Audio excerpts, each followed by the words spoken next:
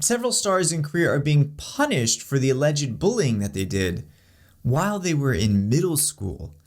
That's all coming up on Me Too 2 Bully Boogaloo.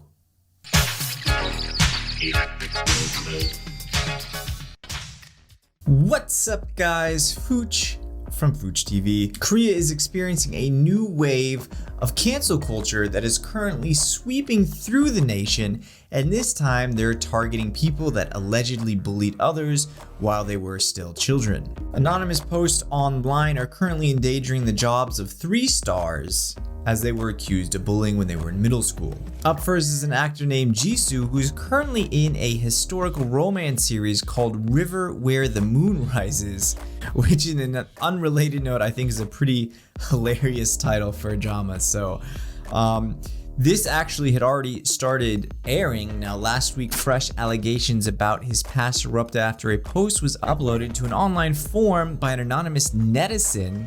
Those pesky anonymous netizens who claimed that he went to the same middle school with Jisoo. Later, Jisoo's other schoolmates accused him of school violence, including bullying, beating up schoolmates, extorting money, and even sexual misconduct. These are some serious allegations. I don't know when it says beating up people, I don't know how severe that is. Extorting money, I think that is the criminal term for just stealing somebody's lunch money, which is the classic bully move. And the sexual misconduct can be serious, however, there's no details about that, so I'm not really sure what that sexual misconduct is referring to. The broadcaster KBS and the production company Victory Contents agreed to remove Jisoo, who is 27 years old, who admitted and apologized over his wrongdoings during his middle and high school years, and reshot the 12 episodes out of the 20-part series with the new actor despite heavy financial losses. So apparently this bullying went on between middle school and high school, and Jisoo has admitted to it and apologized to the victim. So I think this one is confirmed. Quote, "We have decided to edit him out of episodes 7 and 8 as much as possible before airing, and from episode 9, the new actor will appear," KBS said. "We sincerely apologize for any problems caused by his bullying scandal. We acknowledge the weight of this issue." I don't know why KBS needs to apologize, considering they swiftly removed him from the series as well as hired a new actor, which cost them a lot of money. So if anything, people who are upset with Jisoo should be thanking KBS, and KBS should not have to be apologizing, but that's just my 2 cents. The decision comes after Jisoo publicly apologized Thursday, that's last Thursday, on Instagram. He said in his post, quote, "I have no excuses for my past misconduct. Those actions are unforgivable." He wrote, apologizing to those who suffered because of him. "I've come this far trying to bury my past. I've always had guilt in the back of my mind, and the regrets always haunted me," which sounds possibly like a lot of BS, but maybe it's not. Jisoo will follow the procedure of what male Korean celebrities usually do when they get into controversies, and they start their mandatory military service, which is about 19 months, meaning by the time he gets out, the entire country will have probably forgotten that this ever happened. So Jisoo will be going to the military this year. Now, I think something interesting is going to be happening here. As I read some of the comments for the Instagram post, we've already seen this in several cases, such as Sam Ochiri, that incident. I'll get to that in a minute.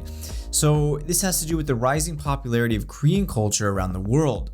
Now, maybe back in the day, if this issue arose, even though there wasn't, social media, there may have been online community boards. I think the unanimous sentiment in Korea is that people are upset, and most of the people attacking him, or most of the people commenting in Korean about him, are probably going to be attacking him, and those who want to defend him, who think he's either innocent or thinks that we should forgive him, those people in Korea probably would not want to comment out of fear that other people will attack them. However, now that Korean culture is so popular in many other countries around the world, a lot of non-Koreans are weighing in and giving their opinion on the matter. And because they have not experienced Korean bullying, which through researching this, it may sound like bullying in Korea is not the traditional bullying. It's more like insane assault. At least the Korean perspective online is good, you get what you deserve, the messages towards Jisoo, whereas international fans are defending him, stating that he should be forgiven and subjected to hateful and should not be subjected to hateful comments online, which is a form of bullying itself. Apparently bullying a bully is okay. Now it's also hard to tell, do these people actually forgive him because they think that he's being earnest and sincere, or are they forgiving him because they're Koreaboos and they're just obsessed with him and they'll defend him no matter what he does, which is kind of the activity, or kind of what we see in some of these Koreaboos when they love a certain Korean actor or a K-pop band. They automatically, defend them regardless of what the person actually had done. Now, moving on to the next one, we're moving on to someone named Byung-gyu. He rose to fame through his performance in Skycastle and the Uncanny Counter. Byung-gyu was cut from the KBS variety show. KBS is being ruthless with some of these allegations. They cut him from the new variety show Come Back Home following the school bullying allegations. He was supposed to appear as a co-host on the variety show with the popular TV personality Yoo Jae-suk, who has been popular for an extremely long time and apparently has no scandals related to him as well. So that would be huge in the future if we ever saw a scandal related to Yoo Jae-suk. But right now he's clean and he's still popular, one of the longest lasting popular celebrities in Korea. But the production team of this variety show, Come Back Home, replaced the actor with comedian Lee Young-jin. So Byung-gyu is being replaced with Lee Young-jin. This is after a series of posts accusing Byung-gyu of physical and verbal abuse in middle school appeared online on February 16th, so about a month ago. However, the 25-year-old denied the allegations and requested police investigation. So unlike Jisoo, who actually had done the bullying, Byung-gyu is actually contesting this. And it wouldn't be the first time that something like this would be, or false allegations against someone would be made with bullying, considering this also happened recently with a famous soccer player in Korea who was accused by someone of bullying him. However, after an investigation, it turns out that those allegations were incorrect. Now, last up, we have Park Hye-soo. Now, I said in this video that there were going to be 3 stars that I was gonna talk about regarding these bullying allegations. And while I was doing my research about the Park Hye-soo case, it is absolutely insane. It is crazy. Maybe not that crazy, but it's pretty complicated. Essentially what happened was, and the reason why I'm not going to go into detail is because I'm going to be making a video dedicated to the Park Hye-soo case, because just to give you an idea, that script for that video is 4 pages long. So the case is quite complicated. Long story short, for this video, she was accused of bullying, and her agency said no, she didn't do any bullying when she was young. And then several people came forward and did interviews anonymously with a newspaper and said yes, she did do bullying, and they created this story that may be true or may not be true. And then they had other witnesses to that story to confirm the story. However, her agency fired back with evidence showing that the claims were they're kind of sketchy, and the accusers are changing their story every time news comes out regarding the situation. And then just recently, Park Hye-soo came out and said that in fact she was the one that was bullied during school, and she believes that the people accusing her of bullying are the actual bullies who bullied her while in school. So that case is actually pretty complicated, and I'll be talking about that in a separate video.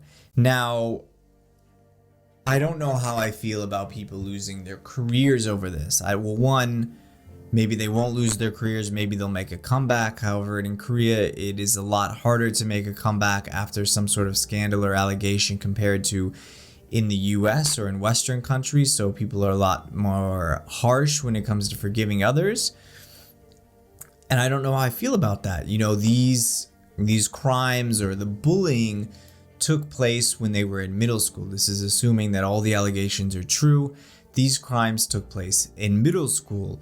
And if somebody commits a crime as a minor, the law is much more lenient in terms of punishment when dealing with minors compared to dealing with adults. This is not true just in Korea. This is true all over the world. Well, okay. This is not just true in Korea. This is true in the US at the very least. And I'm sure most Western countries, and I'm pretty sure most all over the world. Maybe not every country.